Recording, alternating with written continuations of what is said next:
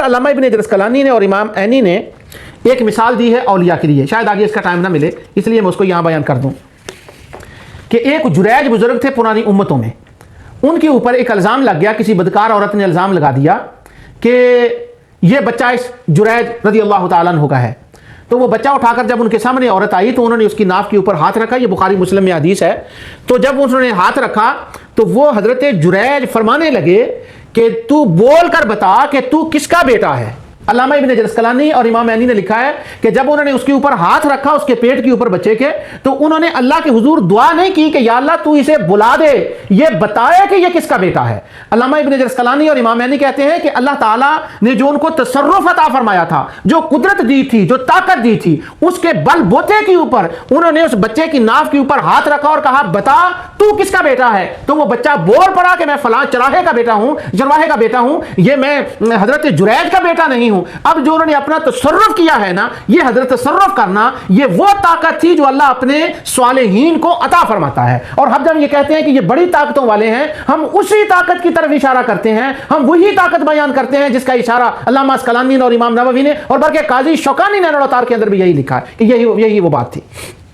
تو اب یہ بات جب یہ کلیئر ہو گئی، ایک بات اور رہ گئی ہے، مجھے اندازہ ہے کہ وہ ٹائم بھاگ رہا ہے، کہ انبیاء اور صالحین جب اس طاقت کو استعمال فرماتے ہیں تو اس کا نام ہوتا ہے امور غیر عادیہ، اور خوارج نے جو اس کا لفظ نکالا ہے کہ فوق الاسباب، جو عام لوگوں کے اختیار میں نہیں ہوتی، اس کے اندر سبب نہیں ہوتا، لیکن سبب تو ہوتا ہے لیکن عام سبب نہیں ہوتا۔ اس کا میں سمجھا دوں ایک بات سے، یہ مشکل تھوڑی سی بات لگتی ہے۔ عوام نے اگر علاج کرانا ہو تو وہ امور عادیہ سے علاج کرتے ہیں، مثلا دوائی سے علاج ہوتا ہے، ہمارے روزمرہ کے استعمال میں یہ چیز ہے۔ عوام شفا چاہتے ہیں کہ علاج کرتے ہیں امور عادیہ سے، یعنی دوائیوں سے، اور انبیاء اور صالحین جب کسی کا علاج کرتے ہیں تو وہ امور غیر عادیہ اور فوق الاسباب سے کرتے ہیں، ان چیزوں سے جن سے کبھی کوئی علاج نہیں کرتا اور عادتاً ان چیزوں سے علاج نہیں کیا جاتا۔ حضرت سیدنا یعقوب علیہ السلام کی جب آنکھیں مبارک خراب ہو گئیں تو حضرت یوسف علیہ السلام نے ان کا علاج قمیص سے کیا کہ یہ میری قمیص رکھ دو، وہ ٹھیک ہو جائیں گے۔ اب سبب قمیص تو تھا لیکن وہ امور غیر عادیہ تھا، وہ فوق الاسباب تھا۔ تو انبیاء صالحین جب اس تصرف اور طاقت کو استعمال کرتے ہیں تو یہ ہم کہتے ہیں کہ ان کے اندر اللہ تعالیٰ نے بڑے تصرفات رکھے ہیں اور ان کے اوپر اللہ تعالیٰ نے ان کو بڑی طاقتیں دی ہیں، اور اس کو معزون کہہ لیں یا تکوین کہہ لیں۔ اس کی مثال آگے آتی ہے۔ اللہ تعالیٰ کی ذات ارشاد فرماتی ہے، میں نے جو پہلے آیت پڑھی ہے وہ میں نے بہت افلا یرون اللہ یرجو الیہم قولا ولا یملک لهم ضرا ولا نفع، کہ موسیٰ علیہ السلام کی قوم نے بچڑا بنا لیا، وہ نہ کسی کو نفع دیتا تھا نہ نقصان دیتا تھا۔ ہمارے شبہ ڈالنے والے دوست اس آیت کو پیش کرتے ہیں، ہاں بھائی ٹھیک ہے، بچڑا نہ نفع دیتا ہے نہ نقصان، وہ نہیں دے سکتا تھا، بچڑا کیا دے گا، وہ بت کیا دے گا، لیکن ہم بچڑے کی بات نہیں کرتے، ہم بتوں کی بات نہیں کرتے، ہم تو خدا کے حبیب کی بات کرتے ہیں اور اس کی انبیاء صالحین کی بات کرتے ہیں، اس کے مقرب ملائکہ کی بات کرتے ہیں کہ ان کے اوپر ما فوق الاسباب، اب میں وہ لفظ بول رہا ہوں، ما فوق الاسباب، امور غیر عادیہ میں ان کو تصرف کا اختیار اللہ نے دیا ہوتا ہے۔ صوفیہ اس کو امور تکوینیہ کہتے ہیں، علماء اس کو معزونیہ کہتے ہیں، ان میں ان کا اختیار ہوتا ہے۔ اب وہ آیات آپ کے سامنے میں تلاوت کرتا ہوں۔ اللہ تعالیٰ فرماتا ہے وَالزَّارِيَاتِ ذَرْوًا فَالْحَامِلَاتِ وِقْرًا، مجھے قسم ہے بکھیرنے والوں کی جو اڑا کر بکھیر دیتی ہیں، اور آگے فرماتا ہے فَالْمُقَسِّمَاتِ أَمْرًا، اور مجھے قسم ہے ان تقسیم کرنے والوں کی جن کے حکم سے تقسیم ہوتا ہے۔ وہ تقسیم کیا ہوتا ہے؟ جو رزق تقسیم ہوتا ہے۔ اور اسی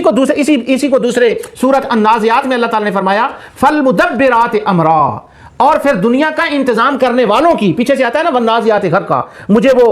ان فرشتوں کی قسم ہے جو ڈوب کر کھینچ لیتے ہیں، کھینچنے والوں کی قسم ہے۔ اور آخر میں آتا ہے فَالْمُدَبِّرَاتِ أَمْرًا، مجھے امور تکوینیہ میں جو کام کرنے والے، جو انتظام فرمانے والے ملائکہ ہیں، مجھے ان کی قسم ہے۔ فَالْمُقَسِّمَاتِ أَمْرًا، وہ جو تقسیم کرنے والے ہیں مجھے ان کی قسم ہے۔ اب تقسیم کرنا اور تدبیریں کرنا یہ تحت الاسباب نہیں ہے، یہ فوق الاسباب ہے، یہ چھوٹی باتیں نہیں ہیں، یہ بڑی باتیں ہیں۔ اگرچہ چھوٹی باتیں بھی اسی کی عطا سے ہوتی ہیں، بڑی بھی اسی کی عطا سے ہوتی ہیں، مگر آج کا موضوع صرف بڑی باتوں کا ہے کہ خدا مخلوق کی طرف نسبت فرما رہا ہے کہ ملائکہ بڑی باتیں کرنے والے ہیں۔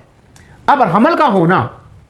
یہ چھوٹی بات نہیں، یہ تحت الاسباب میں نہیں، یہ فوق الاسباب میں ہے۔ اللہ تعالیٰ فرماتے ہیں وَمَرْيَمَ ابْنَتَهَا عمران التي احسنت فرجها فنفخنا فيه من روحنا، کہ حضرت جبرائیل علیہ السلام حضرت مریم کے پاس گئے